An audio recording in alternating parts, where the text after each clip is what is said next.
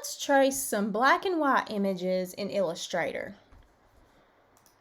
You will see I have already uploaded my image file. These are just some basic Christmas tree shapes that I drew on my iPad and then saved as a JPEG file and then uploaded to my computer.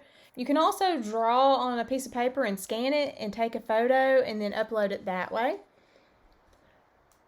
You will need to trace your objects if you are creating SVG files that are going to be cuttable, or laser files, or anything like that that needs a cut line will need to be traced, because this file right here is not cuttable in the JPEG format.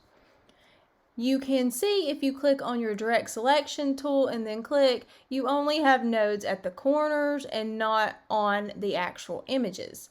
So let's trace this image. I have my image trace panel over here in my shortcut menu. If you do not see this in your menu panel, go to Window and select Image Trace and it will pop this box up for you. To trace, click on your image and then go to Mode and make sure Black and White is selected. I keep the presets at default and tracing results at the default. And just select Trace. Click OK. And now your image is traced.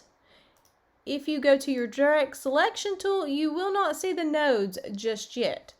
You have to go to Object and Expand, and then make sure Object and Fill are both selected and click OK.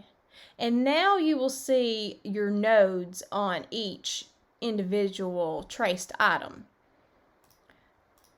But you will notice if you try to move this, it's still one piece. So right click and ungroup. You may have to do that a couple of times. There we go. Now it is ungrouped and you can delete the background and you have individual Christmas trees. And if you click your selection tool, you can see each one has nodes and is now a cuttable type design.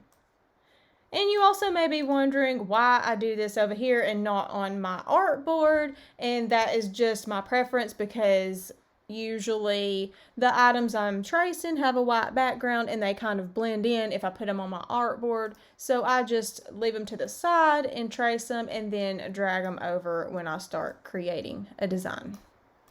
And now these designs can be filled with colors or patterns, or you can make cuttable files, just whatever you would like to do with these.